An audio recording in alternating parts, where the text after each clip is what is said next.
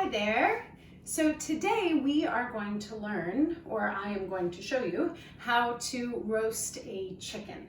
This can sometimes be a daunting task for many people. It seems like a lot of work. There's a lot of chicken going on. It's kind of freaky, but it is such an economically friendly way of enjoying meat. You get so much off of the chicken, all kinds of parts, and then you're left with the carcass that you can then use to make your own stock and soups. And I just love roasting a chicken. It is only 10:37.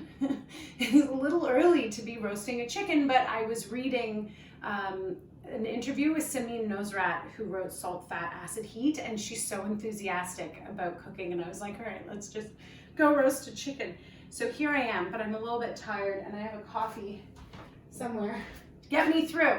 Well, I also have my new apron. It's from Lithuania that I ordered on Etsy that makes me very happy. I can send you the link if you're interested. They come in all different colors. Mine already has stains on it. I'm loving every minute of it. Very lightweight linen, very lightweight. Okay, to start off with, let's go through our ingredients list. We have the chicken. Mine is huge. I didn't realize it was this big when I was defrosting it, and now I'm looking at it, it's like over 3.5 pounds. So there's that. I have a selection of fresh herbs. So I have some rosemary, thyme, tarragon, which is amazing with chicken, some curly parsley, there's that, and then some sage. Anything will do, any combination that you like, or no herbs at all, because there's also going to be butter, which will, well, that's really what we're showing up for. So then you have butter. This is a, what is it, like a cup? Quarter cup? Half a cup of butter. We won't use it all necessarily, but we have that. I have salt and pepper. I have some chili flakes. I have a little bit of olive oil. I have my coffee. The knife choice is really yours. I love working with my big honkin' knife, but there's some delicate work under the skin, so then I use a paring knife for that. You are gonna want some tongs or some long-handled instrument. I would recommend an investment in a pair of kitchen tongs. I use them all the time. And then you're gonna wanna use a pan that you can cook on the stove, and then you can immediately transfer it into the oven. So usually I would use a cast iron skillet, but mine is in the United States, so I'm using this, which will do just fine. And if you only have a Teflon pan, what you're gonna do is have some sort of like cooking casserole dish or something to transfer the chicken into after you do the stovetop stuff, and then put in the oven. You don't want to put Teflon in the oven or anything with a rubber or synthetic handle. The very first thing I am going to do before beginning with the actual food is preheat my oven to 350. The next thing I'm going to do is wash the chicken. Oh, I didn't put this in the ingredients list. You're gonna want some paper towel or a tea towel, I think. Another sweet hint with cooking with chicken is that because you worry a lot about bacteria and salmonella, I like to use a separate cutting board just for the chicken, and then once you're done with it, you can be doing your herbs back on your main cutting board. It just makes cleanup a lot easier because you have to really wash it down. You can't be chopping herbs in the chicken juices. And then I'm gonna wash my chicken. Something I feel about chicken is that it really is the size of a baby. There is like, so we're gonna wash it. In these quarantine times, this is as close to holding the baby as I'm gonna come for a while. So it's kind of nice. Oh God, this is gonna turn a lot of people off from the video. Okay, and then you just want to lie it on its paper towel situation. It's just nice to start fresh and clean, and after defrosting there's sometimes like some blood or juices, so you just want to get him nice and ready, or her.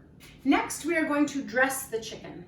So I'm going to take my butter and chop it into sort of 1-inch squares, and I'm going to maybe have 4 of those. Then I'm going to take my paring knife or my big knife. I'm going to, and this sometimes freaks people out, but just go for it. If you eat chicken, I do sort of feel that if you're somebody who partakes in meat, you have to find a way to become comfortable with the handling of meat. I feel strongly about that. I'm not a vegetarian. I probably should be, but I love meat. I love cooking with it. But you got to get, I do feel you have to get in there. You have to get comfortable with it because it's sort of like an honor to the animal in a way. If you're squeamish around chicken, try and buy something with a bone in. If you're only getting boneless, skinless chicken breast, it's like a pretty easy out. I think like learning to deal with the bones and something that actually looks like an animal, if that freaks you out a bit and makes you eat a little bit less, that's something to think about. And I just think that it is important to get personal with your food and with your meat. So you're gonna want to take your knife and you're gonna want to slice away. If you pierce through the skin, that's totally fine. You just want to try and open this up and you can see the color change as it lifts up a little bit. So this is where all of your flavor is going to go. And the first thing you're going to do is take your butter and you're going to get it up in there. This will make sure that it's nice and juicy and happy. I would actually cut this one maybe in two. And you're going to put half down here and do half in here. And then you go for your herbs. So it's very straightforward. You're gonna go for your herbs. I like to do a quick twist the herbs, quick rub on top while all that oil is releasing. Get that in there. Quick twist of the herbs. Even the sticks, these are all gonna come out later, so don't have to worry too much. Maybe do half of the tarragon there and put that in for later. Parsley, I'm going to do half, do a little twist, get that in there. Thyme, do half, get that in there. Rosemary. And then you are taking what is left, you are putting it in a bowl, and you are shoving it inside the cavity of the chicken, like so. And with your final chunk of butter, you are shoving that in there. And there you have it. So the inside of our chicken is now dressed and we just have to do a little bit of work on the outside. In the meantime, take your oven-proof skillet and you're gonna wanna put that on to like a medium to low heat just to get that going. In the meantime, you want to do a light drizzle of olive oil on the top, just so stuff sticks to it. And you're going to want to salt fairly generously all over the bird. We're also going to pepper it. And then you're going to want to do some chili flakes. Well, I'm going to want to, you don't have to. Just on top there. Basically, the reason I call this Katie and George Brown's roast chicken, something I learned that I found really useful, is that they sear their chicken on top of the stove before they roast it. By searing it on the stove top, you are guaranteed a crispy skinned, beautiful brown chicken. So what I'm going to do is heat this pan. I'm going to do 1 part butter. So that's another, inch of this, basically. And olive oil, because olive oil has a higher burn temperature, and if you mix it with butter, it raises the burn temperature of the butter. There is my butter, here's this, and you're going to want to test it out. You want it to be pretty hot. The reason for that is to get that nice skin sear, you want the skin to seize instantly, and the only way to do that is with a very high temperature. The other thing is you want a nice layer of fat to cook it in, because if I don't put in enough, the skin will stick to the bottom of the pan, and then when you go to flip the bird, it tears. And everyone likes like a nice, crunchy, even skin. Okay, so it's nice and watery in there. I think it's time. Okay, so you're gonna pick up your bird and you're gonna put it breast side down into the pan. This is also a very good opportunity to season the back of the chicken. So here's a bunch of salt. And you want to flip. Beautiful. Look at how brown that is. He's looking pretty good. So it's another 4 minutes on this side. That's been about another 4 minutes on this side. I'm not even going to check. I'm very happy with the brownness of the top. So he's all ready to go. I'm going to leave mine in for an hour, and I bet he'll need more time just because why do I keep saying he? It's a hen, right? Like if it was a boy, I'd know because it would be a rooster, a capon. So put in that chicken, go have a coffee. If this is dinner time, go have a glass of wine, watch an episode of The Good Wife, come back in and check on the chicken. Okay, it's been about an hour, and it's time for me to check on my chicken. Little trick I learned at George Brown that has been invaluable is at all times have a tea towel on the handle of the pan that has been in the oven so you don't burn yourself. And there's so much juice in the bottom, which you can turn into gravy eventually.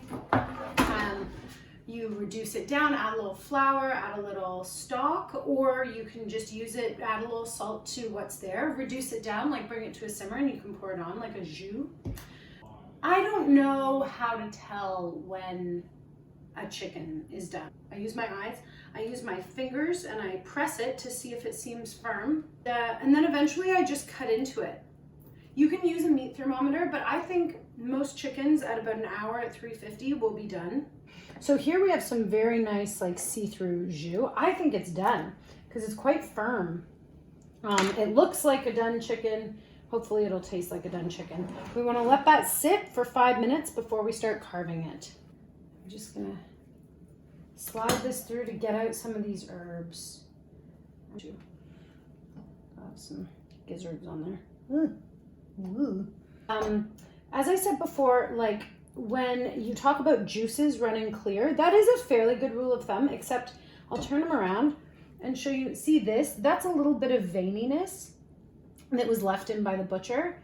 And that could cause the liquid to run pink, but your chicken should still be done. So I tend to go by like eye and feel. So these feel tender, but not overcooked. The breast is quite firm.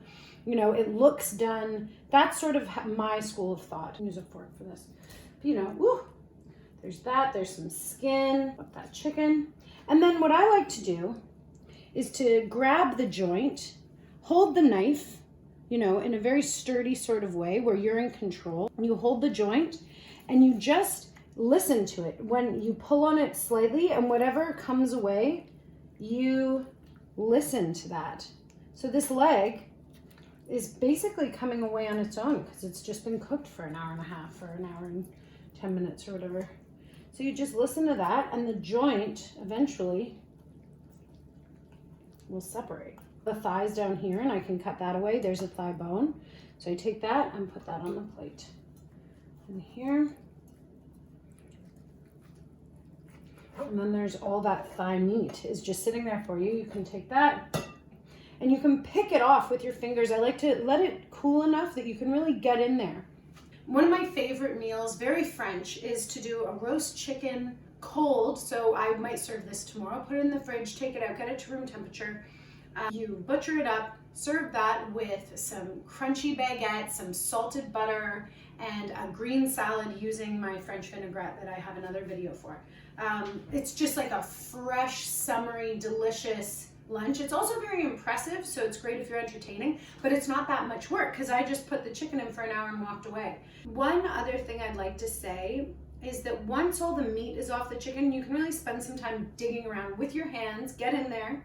You don't even need the knife for half of it.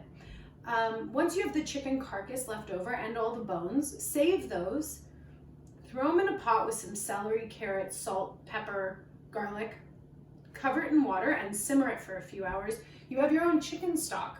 If you still have some of the chicken meat left over, you strain the stock, throw the chicken back in, you got chicken soup. It's just a very useful thing to know how to do a roast chicken. Thank you so much for joining me today, learning how myself and George Brown College roasts a chicken. And I'll see you next time. Call your friends and your family and stay well and safe. Sending love to you all. Okay. Mwah. Bye.